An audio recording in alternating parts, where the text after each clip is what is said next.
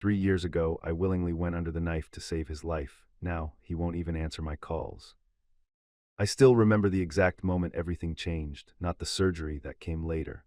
I'm talking about the Tuesday afternoon in March when I came home early from work to find Drew hunched over our bathroom sink, his knuckles white against the porcelain, his breathing shallow and labored. The apartment had been quiet except for the sound of retching coming from behind the half-closed door.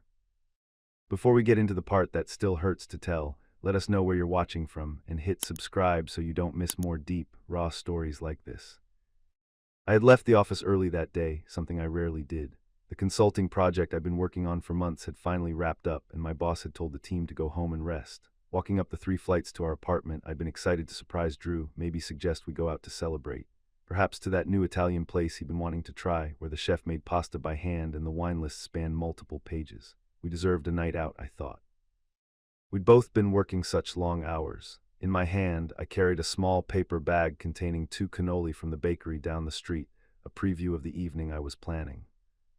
I called his name, dropping my keys on the counter with a metallic clatter that seemed too loud in the stillness of our home.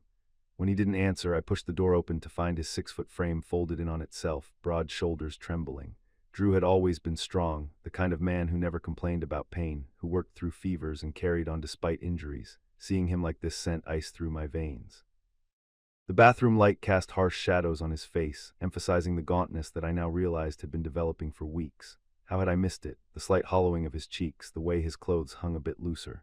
I'd attributed it to his increased running regimen as he prepared for the Chicago Marathon, had even admired his dedication. Now, seeing him struggle to even stand upright, I realized how blind I'd been. He tried to brush it off as nothing, just some bug going around the office. But I could see the yellow tinge in the whites of his eyes, could see how his urine in the toilet bowl was the wrong color, dark, almost brown. He flushed quickly when he caught me looking, but not before I registered the wrongness of it. I asked how long it had been happening. A couple of days, he admitted reluctantly. Maybe a week. He'd been working too hard, that's all. It would pass. His voice carried a hint of embarrassment, as though his body's betrayal was somehow a personal failing. This was typical of Drew, downplaying discomfort, minimizing health concerns. When he'd broken his ankle on a trail run last year, he'd walked 2 miles back to the trailhead before calling me, apologizing for the inconvenience when I picked him up. I should have pushed harder then. I should have dragged him to the ER that night, ignoring his protests. Maybe things would have turned out differently, but I didn't know what was happening inside him, how his body was slowly poisoning itself, how his kidneys were already failing. So I helped him to bed and called in sick for him the next day. I made chicken soup and bought Gatorade. I treated it like the flu because that's what I thought it was, something simple that would pass. The next morning I woke to the sound of him retching in the bathroom again. When I brought him tea, he apologized for worrying me, for being dramatic. I insisted on staying home with him, but he refused to let me miss an important client meeting. He promised he would rest, would call me if things got worse. I reluctantly left, checking my phone every few minutes during the meeting, rushing home as soon as it ended. He seemed slightly better that evening, able to keep down some toast and broth. I convinced myself the worst had passed. We spent the night on the couch, Drew drifting in and out of sleep against my shoulder while I scrolled through WebMD on my phone, trying to match his symptoms to something, anything that made sense. The articles blurred together, everything from food poisoning to hepatitis, each possibility more frightening than the last. By the second day, a Thursday, his skin had taken on a distressing grayish hue. I noticed it most around his eyes, which seemed to sink deeper into their sockets with each passing hour. I called his primary care doctor, who suggested it might be severe dehydration and recommended urgent care if it continued. Drew insisted it wasn't necessary, that he'd feel better after sleeping. I wavered, torn between respecting his wishes and my growing fear. 3 days later, when he couldn't keep even water down, I finally called an ambulance despite his protests. He tried to stand, insisting he could walk to the car, that we didn't need emergency services. But his legs gave way, and the decisive clarity of crisis finally cut through my uncertainty. While waiting for the ambulance, I gathered his medications, insurance card, and a change of clothes, moving on autopilot while my mind reeled with worst-case scenarios. In the emergency room, the medical staff took one look at him and moved with an urgency that terrified me. Blood tests, urine samples, and ultrasound of his abdomen. The doctor's face grew more serious with each result. She pulled me into the hallway, clipboard clutched against her chest like a shield, and told me his kidneys were failing. His creatinine levels were dangerously high. They needed to start dialysis immediately. The words seemed to come from far away, as though I was hearing them underwater. Kidney failure, dialysis, emergency. I nodded as if I understood, as if this wasn't shattering the foundation of our lives. I couldn't make sense of it. Drew was only 34. He was the healthiest person I knew. He ran marathons, he counted macros, he did everything right. Just last month, he'd completed a 50-mile ultramarathon, crossing the finish line tired but elated, his arms raised in triumph as I cheered him on. How could this body, this well-maintained machine that had carried him across all those finish lines, be failing him now? The doctor asked about risk factors, high blood pressure, diabetes, family history of kidney disease. I shook my head to each one, still struggling to comprehend how this could be happening to my husband. I racked my brain for anything I might have missed, any clue that could have warned us. Had he mentioned excessive fatigue, blood in his urine, swelling, but Drew wasn't one to complain, and I hadn't been paying close enough attention. They admitted him that night. I sat beside his hospital bed, watching as a machine did the work his kidneys couldn't. The soft beeping of monitors became the soundtrack to our new reality. Drew slept, sedated and pale against the white sheets, while I tried to make sense of how our lives had shattered so quickly. The hospital room became our world. I learned its dimensions by heart, 15 steps from door to window, 12 from bed to bathroom. I memorized the shift changes of the nurses, the schedules of the cleaning staff, the exact sound of the dialysis machine as it filtered Drew's blood. When he slept, I researched kidney disease obsessively on my phone, as if understanding the medical terminology could somehow make this situation less terrifying. 2 days later, we had a diagnosis, IgA nephropathy, an autoimmune disease where the body attacks its own kidneys. The doctor explained that Drew had probably had it for years without knowing. It had been silently damaging his kidneys, and now they were failing catastrophically. The specialist, a woman with kind eyes and a forthright manner, showed us scans of his kidneys, pointing out the damage. She explained how the immune system had deposited proteins where they shouldn't be, slowly strangling the delicate filtering mechanisms. I asked about treatment, clinging to Drew's hand as if I could physically anchor him to this world. His fingers were swollen, his wedding band cutting into the flesh. I remembered the day I'd slipped that ring onto his finger 5 years earlier. We'd been so young, so certain of our future together. Standing in that hospital room, that certainty felt like it belonged to different people entirely. The nephrologist's answer was blunt. In the short term, dialysis. Long term, he'd need a transplant. The word hung in the air between us. Transplant, a new kidney, someone else's organ inside my husband's body. It seemed both miraculous and horrifying that such a thing was possible, that it was necessary. Drew asked about the waiting list, his voice rough from the tube they put down his throat during a procedure. The doctor's expression was carefully neutral as she explained the average wait time was 5 to 7 years. 5 to 7 years of dialysis, 5 to 7 years of Drew being tethered to a machine 3 times a week, 4 hours each session. 5 to 7 years of watching my vibrant, strong husband grow weaker while waiting for a stranger to die so he could live. Looking at Drew, I tried to imagine it. The man who couldn't sit still for a 2-hour movie, who got up at 5 a.m. to run before work, who planned our vacations around hiking trails and rock climbing routes, confined to a dialysis chair for 12 hours every week. I tried to envision what this would do to him, to us, to the life we'd planned together. I couldn't see it, couldn't bear to see it. Unless, the doctor continued, he had a living donor, a family member or friend who was willing to donate. She explained the process, the testing involved, the recovery time. She emphasized that it was major surgery for the donor as well as the recipient, not a decision to be taken lightly. I didn't hesitate. I would do it. I would get tested. If I was a match, Drew could have one of mine. The words were out of my mouth before I'd fully processed them, driven by a desperate need to fix this, to restore our life to what it had been before. Drew squeezed my hand, his eyes suddenly wet. He told me I didn't have to do this. His voice was weak, but his expression intense, searching my face as if to gauge whether I truly understood what I was offering. In that moment, I saw something in his eyes I'd never seen before. Vulnerability, yes, but also fear. Not just fear of his illness, but fear for me. Fear of what this sacrifice might cost me. Of course I didn't have to, I wanted to. This was the man I'd built my life around, the man I'd promised to love in sickness and in health. If I could save him with a piece of myself, how could I not? The decision felt simple, inevitable. A logical extension of the vows we'd made, the life we'd intertwined. What I didn't understand then, what I couldn't have possibly understood, was that sometimes when you give someone a piece of yourself, they take it and walk away. Sometimes the sacrifice you make becomes the very thing that destroys what you were trying to save. But that realization would come later, much later, after the testing confirmed I was a match, after the surgery, after the recovery, after everything between us had changed irrevocably. In that hospital room, with the rhythmic beeping of machines and the antiseptic smell filling my lungs, I only knew that I loved him, and that I would do anything, give anything, to keep him alive. The testing process was exhausting. Blood draws, urine samples, psychological evaluations. They wanted to make sure I wasn't being coerced, that I understood the risks, that I was healthy enough to live with one kidney.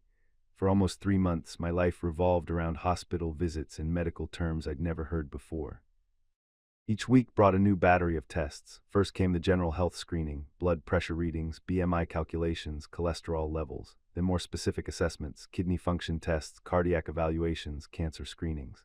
As a potential donor, I learned I was being examined more thoroughly than most people ever would be in their lives. They studied my veins with ultrasounds to ensure they were large enough for surgery.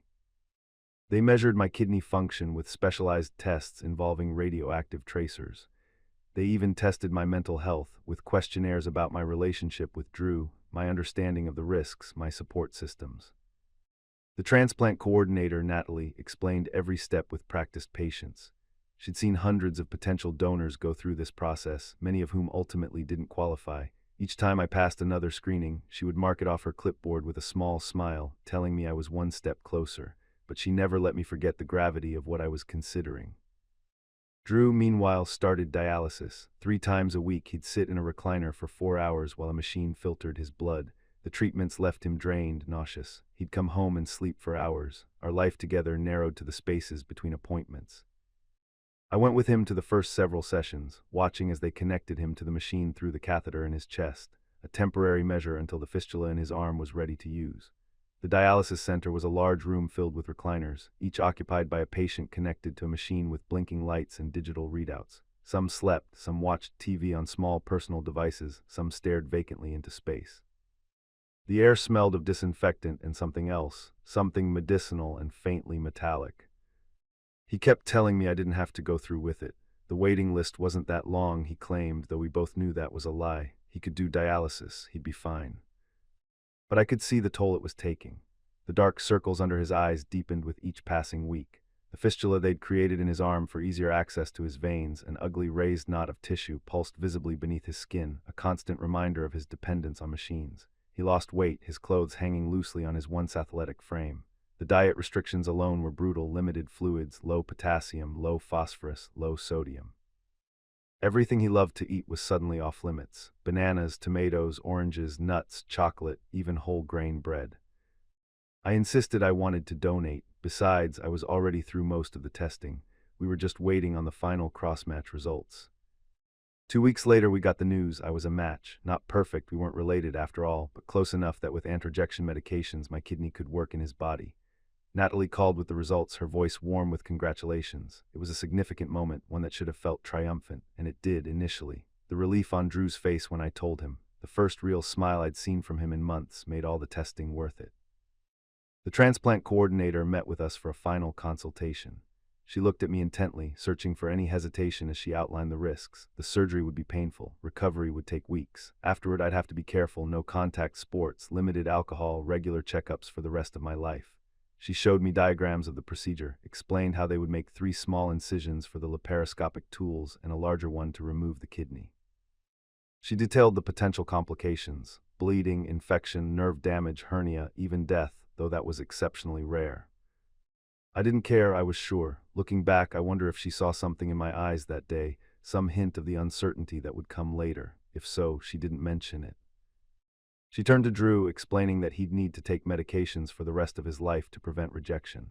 There would be restrictions, side effects, ongoing monitoring. The pills would suppress his immune system, making him more vulnerable to infections. There might be increased risk of skin cancer, diabetes, high blood pressure. The list seemed endless, but next to dialysis, these risks appeared manageable. He squeezed my hand and said he understood. There was a strange tension in his grip, a desperation I misinterpreted as gratitude mixed with the weight of what I was doing for him. We scheduled the surgery for June 15th, 6 weeks away. 6 weeks to prepare our home, arrange leave from work, tie up loose ends. 6 weeks that felt both endless and too short. During that time, I noticed subtle changes in Drew. He became quiet, withdrawn. At first, I attributed it to the stress of dialysis, the uncertainty of the upcoming surgery. But there was something else, something I couldn't quite put my finger on. The way he'd step out of the room to take phone calls, how he seemed distracted during our evenings together, as if physically present but mentally elsewhere. The faint scent of unfamiliar perfume I detected once on his jacket, subtle, floral, definitely not mine, which he explained away as belonging to a nurse at the dialysis center who had helped adjust his catheter. He started spending more time on his phone, turning the screen away when I came into the room. He mentioned a support group for kidney patients that met on Thursday evenings, but when I offered to drive him, he insisted on taking an Uber. Something about needing the time to prepare mentally, to transition from being with me to being with people who understood his condition. It stung, that implication that I somehow couldn't understand, but I swallowed my hurt. He said I'd done enough, that I needed to rest before the surgery. It made sense, so I didn't push. I was busy anyway, finalizing details with my boss about medical leave, preparing frozen meals for our recovery period, explaining to friends and family why we wouldn't be available for the summer. I spent hours researching post-transplant care, rearranging our apartment to accommodate 2 recovering patients, filling prescriptions that would be needed after surgery. My parents flew in from Arizona a week before the surgery. They'd offered to stay at our place during our recovery, but Drew had been adamant about hearing a home health aide instead. He claimed my mother hovered too much, that he needed space to heal. His insistence on privacy had grown stronger as the surgery date approached, almost obsessive in its intensity. Again, it made sense, my mother did hover, and yet something about his insistence bothered me, a nagging feeling I couldn't shake, like a pebble in my shoe, small but persistent. 3 days before the surgery, I was looking for our insurance cards in Drew's desk when I found his phone.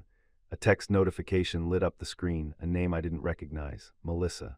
The message preview showed that she couldn't wait to see him tomorrow, encouraged him to stay strong, and claimed that in just a few more weeks this would all be behind them. I stared at the message, my stomach twisting. Who was Melissa? Why would things be behind them in a few weeks? Drew would be recovering for months after the transplant, and the phrasing, so intimate, so familiar, sent alarm bells ringing in my mind.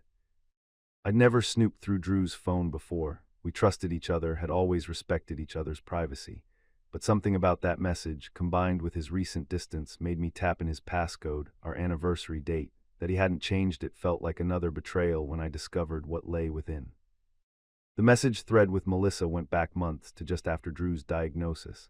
Their early conversations were innocuous, support group stuff, encouragement, shared experiences about dialysis and medication side effects. I scrolled through mundane exchanges about medication timing, clinic waiting rooms, the shared frustrations of dietary restrictions. But as I scrolled backward in time, the tone changed, became more personal, intimate. In March, Drew had confessed that he couldn't stop thinking about her. Melissa had responded that she wished circumstances were different. Just 2 weeks ago, Drew had texted that after the surgery, once he recovered, they could figure something out. The implications were unmistakable, each word a knife twisting deeper. There were photos too, nothing explicit, just glimpses of their meetings. Coffee at a cafe I didn't recognize, her hand resting on his in what looked like the hospital waiting room. A selfie of them, heads close together, the dialysis center visible in the background. She was pretty, dark hair, kind eyes, a gentle smile. Younger than me, maybe late 20s. In every image, Drew looked more relaxed than he had been at home in months. My hands shook as I scrolled through month after month of messages. The evidence was undeniable. My husband, the man I was about to give my kidney to, was having an affair, or an emotional affair at least. The messages never explicitly mentioned physical intimacy, but the connection between them was clear. The longing, the planning for a future, the shared secret. I put the phone down exactly as I'd found it and walked out of the room in a daze. My mind raced with questions. Who was she? Another patient? Someone from the hospital? How long had it been going on? And most pressingly, what was I going to do now? The logical answer seemed obvious: confront him, cancel the surgery, call a lawyer. But nothing about this situation was logical. In 3 days, they were going to cut me open and take out an organ that would save my husband's life. If I backed out now, he'd go back on the waiting list. 5 to 7 years. Would he even survive that long? I spent hours walking around our neighborhood, trying to clear my head, trying to decide what to do. The early summer evening was perfect, warm air scented with blooming jasmine, golden sunlight filtering through the trees. Children played in their yards, neighbors walked dogs. Normal life continued all around me while mine imploded. By the time I came home, I'd made my decision. Drew was in the kitchen, putting away groceries. He smiled when he saw me, though it didn't quite reach his eyes. He asked where I'd been, said he was getting worried. I didn't ease into it, didn't see the point in pretense. I asked who Melissa was, my voice surprisingly steady despite the storm raging inside me. The color drained from his face. For a moment he just stared, frozen like a deer caught in headlights. Then he asked how I knew about Melissa. I admitted I'd seen her texts on his phone, acknowledged I shouldn't have looked, but before I could continue, he cut me off, anger flashing in his eyes. He snapped that it was private. Private, the word burned like acid. I was about to give him my kidney. I thought I had a right to know if he was involved with someone else. He closed his eyes, leaning against the counter, shoulders slumped. It wasn't what I thought, he claimed. I waited, desperate for an explanation that would make sense of the betrayal I felt. Finally, he spoke, his voice low. They'd met at the support group, he explained. She had chronic kidney disease, two different cause, but at a similar stage. She understood what he was going through in a way I couldn't. The implication stung worse than any direct accusation. Because I didn't have failing kidneys, I couldn't understand him. All these months of appointments, research, preparation, and he thought I didn't understand, that I couldn't empathize with his fear because I wasn't sick myself. I asked if he was in love with her. He didn't answer right away, which was an answer in itself. He didn't know, he finally said. Maybe. Things were complicated right now. Complicated. 3 days before I was scheduled to give him my kidney, he told me things were complicated. He had the decency to look ashamed when I pointed this out. He never meant for this to happen, he claimed. What had he meant to happen, I demanded. What was the plan? Take my kidney and then what? Leave me for her. His silence was damning. I couldn't believe what I was hearing. After everything we'd been through, after all the sacrifices I'd already made and was about to make, this was how he repaid me. He had the audacity to remind me that he hadn't asked me to donate. That had been my choice, he said, a flash of anger in his eyes. The words hung between us, ugly and irretrievable. So I should just let him die, I asked. Was that what he wanted? Of course not, he backpedaled, his voice softening. But I couldn't hold this over him like he'd forced my hand. I had volunteered. Because I loved him, I shouted, tears finally breaking free, because I couldn't stand the thought of losing him. He looked away, mumbled an apology that felt hollow and inadequate. After a long silence, he said if I wanted to back out of the surgery, he would understand. And there it was, the impossible choice. Walk away and potentially condemn my husband to years of suffering, possibly death, or go through with it, knowing he was planning to leave me once he recovered. I took a deep breath, steadying myself. I wasn't backing out, I told him. Surprise flickered across his face. Not because of him, I clarified, because I'd said I would do this and I wasn't going back on my word, but after we'd need to figure out what happened next. Relief and guilt warred on his face as he nodded. We didn't speak much over the next 3 days. He slept in the guest room. I pretended not to hear him on the phone late at night, voice low, talking to her. We went through the pre-surgery appointments like actors following a script, saying the right things to the doctors, maintaining the facade. The morning of the surgery, as they wheeled me into the operating room, I caught a final glimpse of Drew in the hallway. Our eyes met briefly before the doors closed between us. In that moment, I thought I saw regret in his gaze. Gratitude, maybe, or perhaps that was just what I wanted to see. As the anesthesia pulled me under, my last conscious thought was of the irony. I was about to give a piece of myself to someone who had already decided to leave. Turning point, snap. 2 weeks after the surgery, Drew still hadn't come home. He was staying with his parents at an extended stay hotel near the hospital, going to follow-up appointments, taking his anti-rejection medications, recovering physically if not emotionally. I too was healing. The incision was closing nicely. The pain had subsided to a dull ache that flared only when I moved too quickly or stretched too far. I'd started going on short walks around the neighborhood, building back my strength. My parents had returned to Arizona after I insisted I was fine on my own. Jody still came by every other day to check on me, but her visits were more social than medical now. Friends dropped off meals and checked in via text. Life was settling into a new normal, one without Drew. I hadn't been idle during this time. I'd read through the resources Melissa had given me, joined an online support group for living donors, and even reached out to Drew's transplant coordinator for guidance. Everyone said the same thing: give him space, but don't give up. Easier said than done when every day without contact felt like another brick in the wall he was building between us. I'd sent texts, left voicemails, brief, non-confrontational messages that let him know I was thinking of him, that I was here when he was ready to talk. He responded occasionally with terse updates on his recovery, nothing more. And then on a rainy Tuesday afternoon, I found myself in our spare bedroom, the one we'd talked about turning into a nursery someday. I'd been avoiding it since coming home from the hospital. It had become Drew's room in the days before the surgery, and I couldn't bear to see his things there, carefully arranged but untouched. But that day, something pulled me in. Maybe it was the rain matching my mood, maybe it was just time. The room was meticulously clean. Drew had always been tidy. His reading glasses sat on the nightstand next to a half-finished novel. His running shoes, dusty with disuse, waited by the closet. On the dresser, our wedding photo in a silver frame. I picked it up, studying our faces. We looked so young, so certain. Drew's arms around my waist, my head thrown back in laughter at something he'd whispered in my ear. A moment of perfect happiness captured forever. Without thinking, I opened the drawer beneath the photo. Inside, neatly folded, was a stack of papers. I recognized Drew's handwriting on the top page. Curious, I pulled them out. It was a letter, a long one, addressed to me, dated the day before our surgery. The letter began with Drew addressing me by name, explaining that if I was reading this, it meant he had gone through with his uncertain plan to leave. He assured me it wasn't because he didn't love me, I should never think that, but because he loved me too much to let me waste my life taking care of a sick man. I sank onto the edge of the bed, my heart pounding as I read on. In the letter, Drew confessed his terror, not of dying, though that was part of it, but of becoming a burden.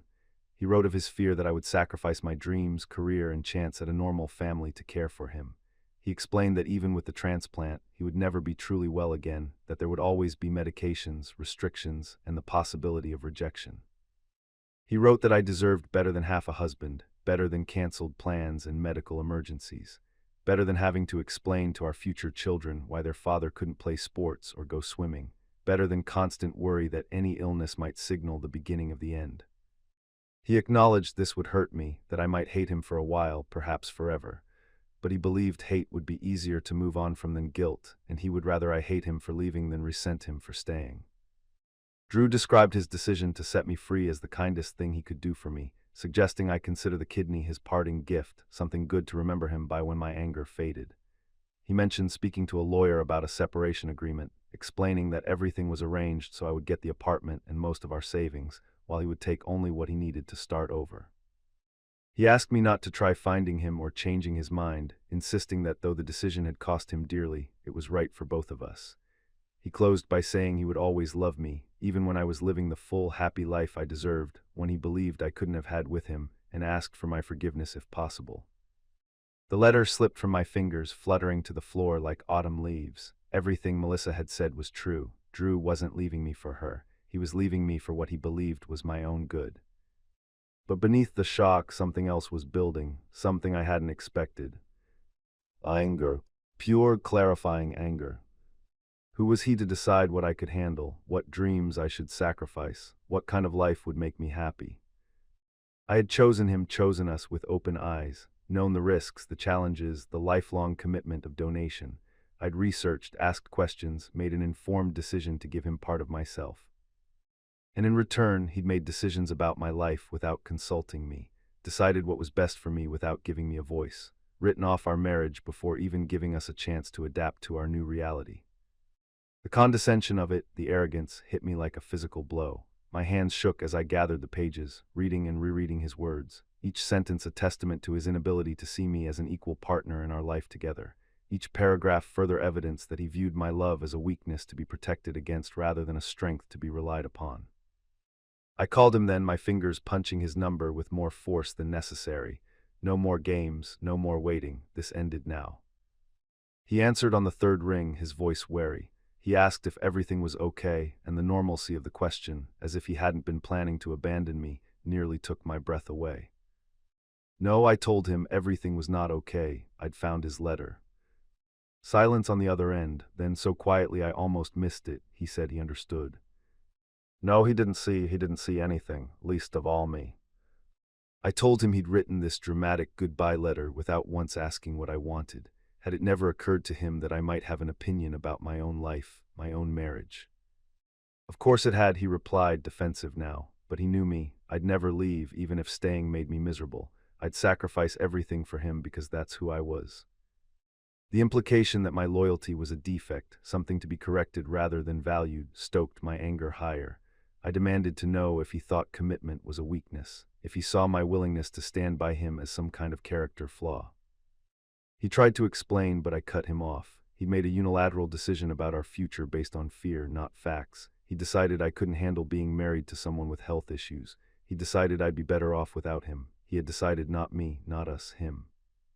The silence stretched so long I thought he might have hung up. Finally he spoke, his voice thick with emotion. He'd been trying to protect me. I didn't need protection, I shot back. I needed partnership. I needed a husband who trusted me enough to have hard conversations, to face challenges together instead of running away. He protested weakly that he hadn't run.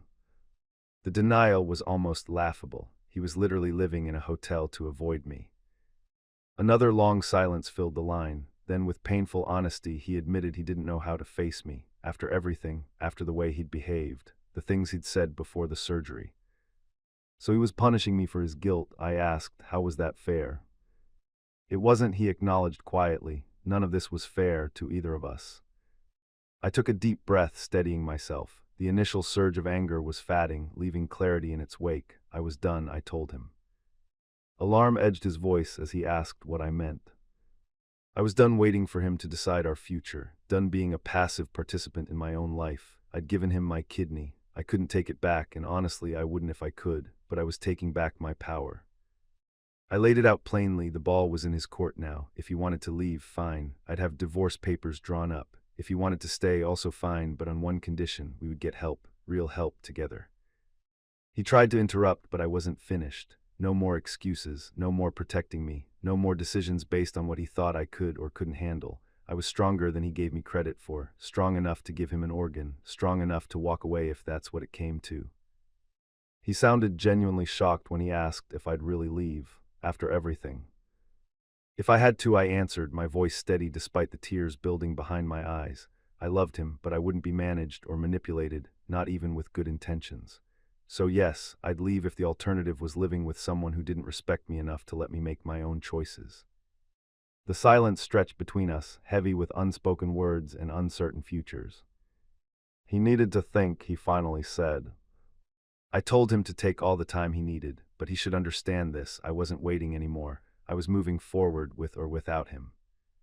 I hung up before he could respond, before my resolve could weaken. Setting the phone down, I looked around the spare room, at the evidence of Drew's half-lived life here, at the letter that had changed everything.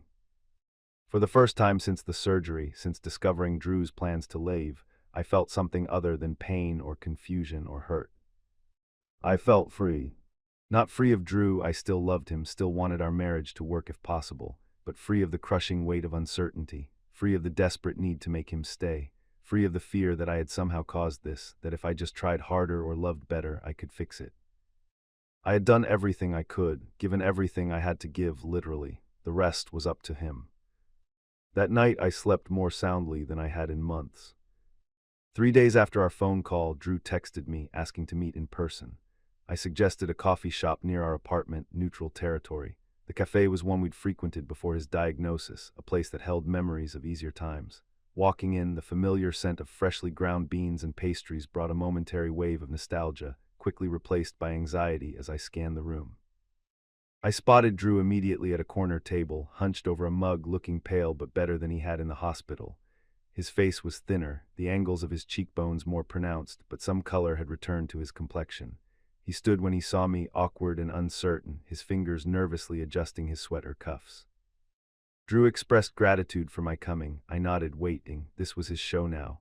The months of emotional turmoil had taught me patience, a skill I'd never fully mastered before. The ball was in his court, and I wouldn't make this easier for him by filling the silence.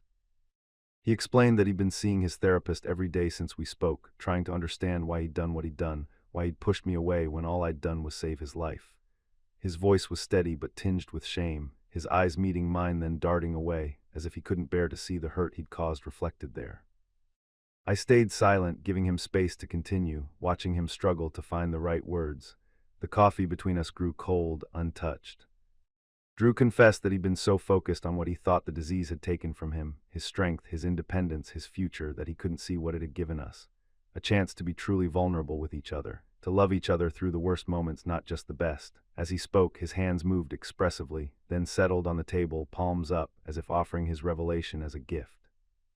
I quietly reminded him that such support through adversity was what marriage was supposed to be. The words came out softer than I intended, more wounded than wise. He acknowledged understanding that, admitting he'd forgotten it for a while. He couldn't undo what he'd done, the pain he'd caused me, but if I would let him, he wanted to try to rebuild, to be the husband I deserved. His eyes, when they finally held mine without wavering, were filled with a desperate hope that made my heart ache despite my resolve to remain detached. I questioned what would happen if his health took another turn or if I got sick someday. The possibility hung between us, unavoidable in its reality. Drew promised we would face it together, with no more unilateral decisions, no more running away. His voice cracked on the last words, revealing the depth of his remorse and determination. I wanted to believe him, wanted to throw myself into his arms and go back to the way things were before. But something held me back, a self-protective instinct born of betrayal. The coffee shop around us continued its normal rhythm, the hiss of the espresso machine, murmured conversations, the clink of cups against saucers, while my world teetered on the edge of transformation. I explained my need for time and real change, emphasizing that words weren't enough anymore. The last few months had taught me the difference between promises and actions. One could be uttered in a moment, the other required sustained commitment. He accepted this with a nod, asking what I needed from him. There was a new humility in his question, a willingness to listen that had been absent during his illness and recovery. I outlined my requirements: couples therapy, occasional inclusion in his individual sessions to understand what he was going through, complete transparency about his health, appointments, medications, symptoms. And most importantly, he had to move back home. Not to our bedroom if he wasn't ready, but to the apartment where we could start rebuilding day by day, in the small, mundane moments that composed a life together. Drew agreed without hesitation, asserting he would do whatever it took.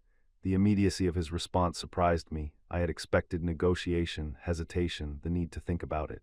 Instead, there was only acceptance, as if he had already considered these terms and found them more than fair. We spent the next hour talking, really talking for the first time in months, about his fears, my anger, the broken trust between us. The conversation flowed with an honesty we hadn't shared in longer than I could remember, before the illness, before the surgery, perhaps even before our marriage. When we parted outside the cafe, the brisk autumn air a shock after the coffee shop's warmth, nothing was resolved, but something had shifted. A door had opened, just a crack. Drew moved back in the following week, taking residence in the spare room as we'd agreed. The apartment felt different with him there, not quite comfortable, but no longer hollow. We danced around each other at first, overly polite, carefully maintaining personal space, but gradually the awkwardness began to fade. We started therapy separately and together. Our couple's therapist, Dr. Brennan, was a no-nonsense woman in her 50s who refused to let either of us hide behind pleasantries or vague statements.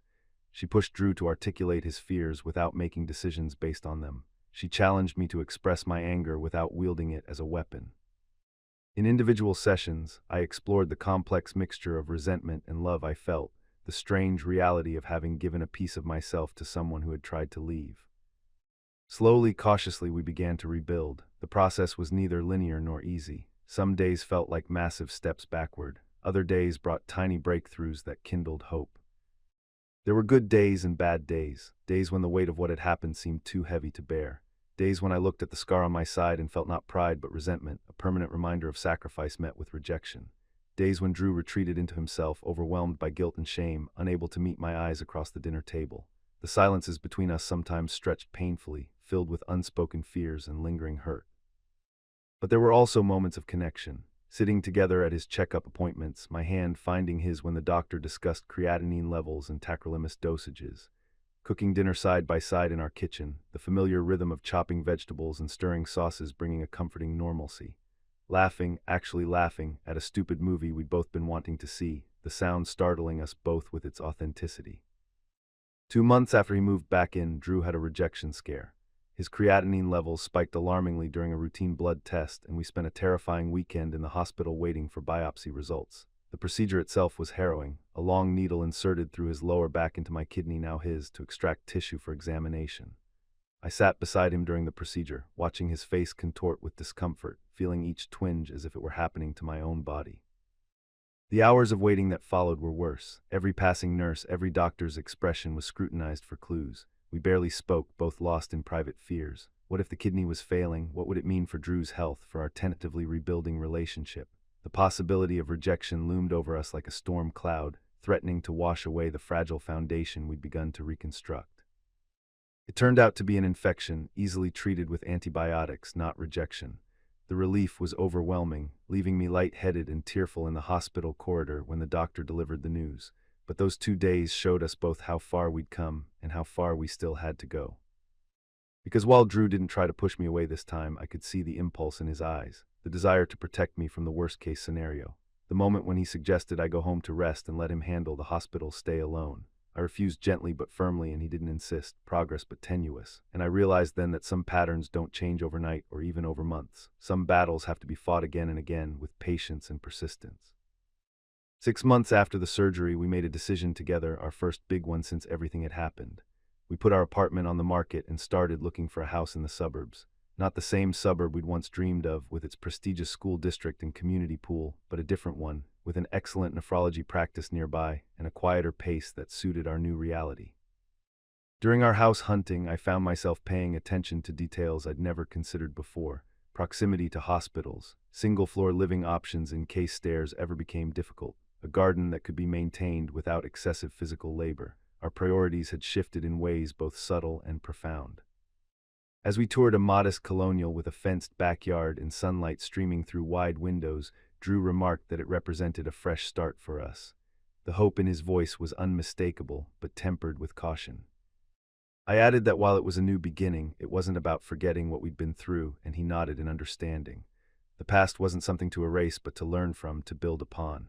The real estate agent, sensing the emotional weight of our exchange, tactfully moved to the next room, giving us a moment alone. We moved in the fall as the leaves were turning brilliant shades of red and gold, unpacked our lives into new spaces, deciding together where furniture should go, which pictures to hang, how to arrange our shared world. We planted bulbs in the freshly turned earth of our garden, tulips and daffodils that would sleep through winter's cold before pushing through in spring.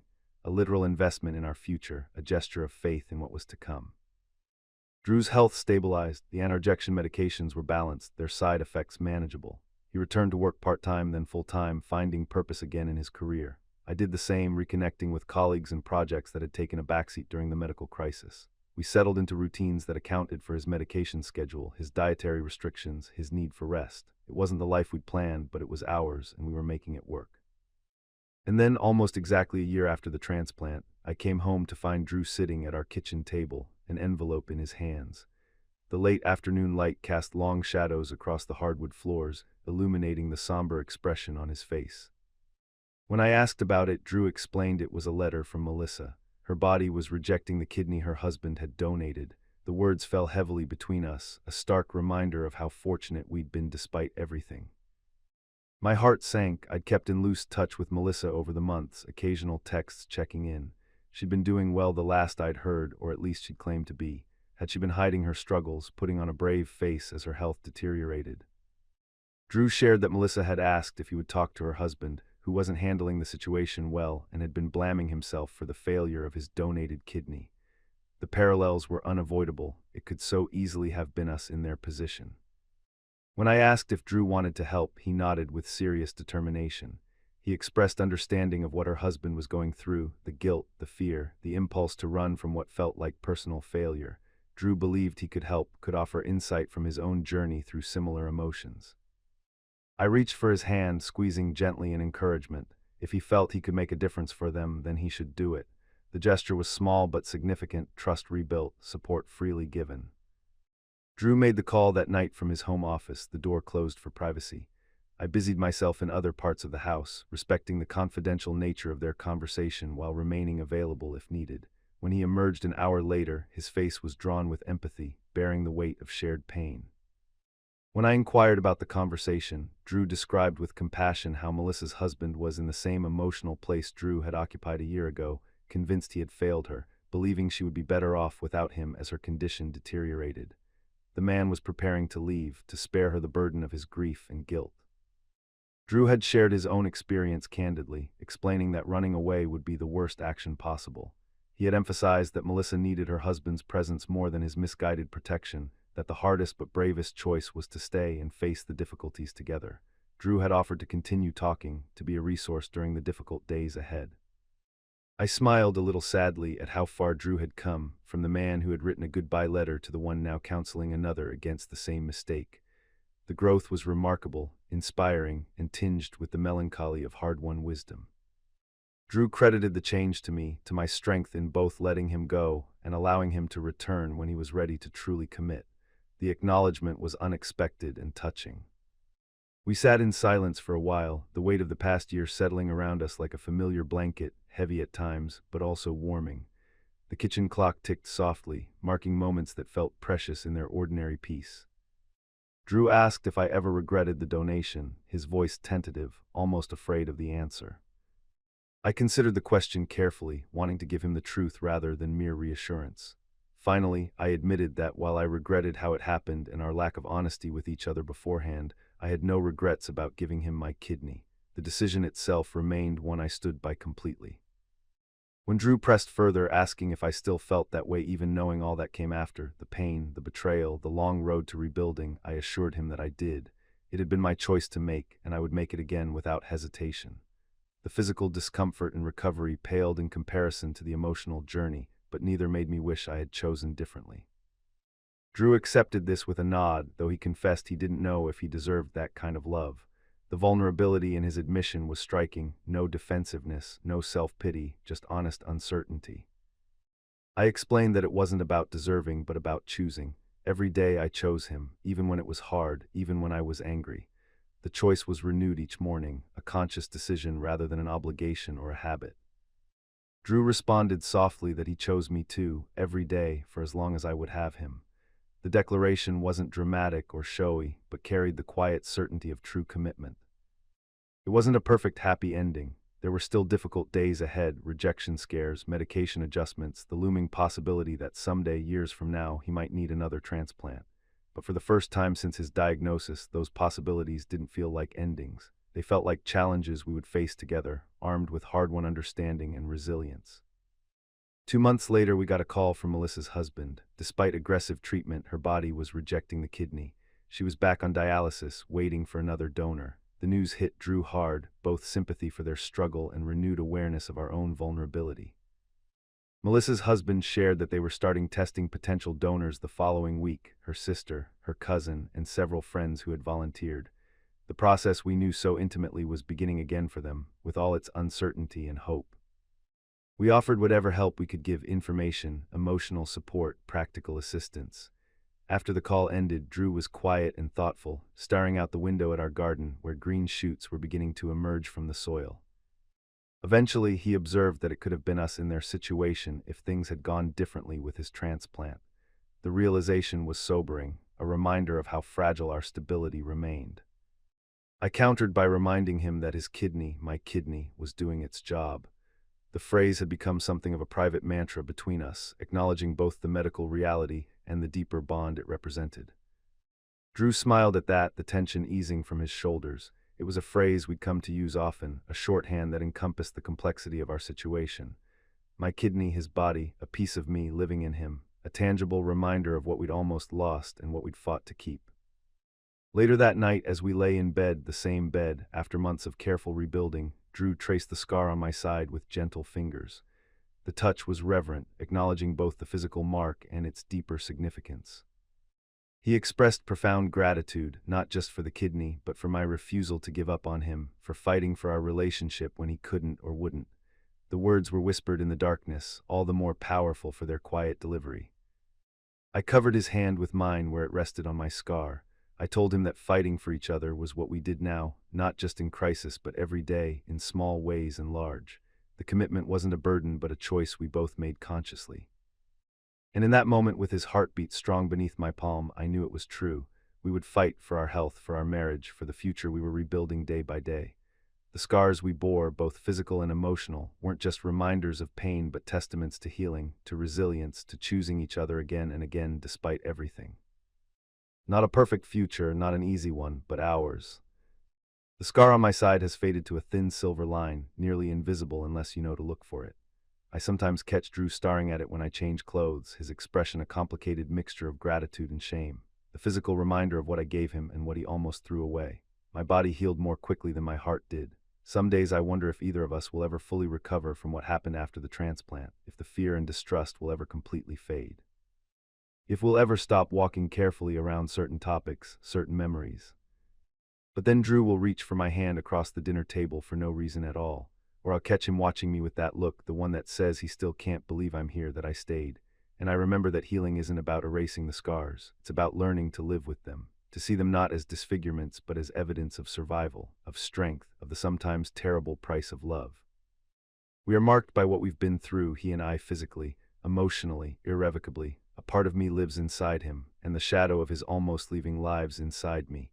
But we carry these burdens together now, and that makes all the difference.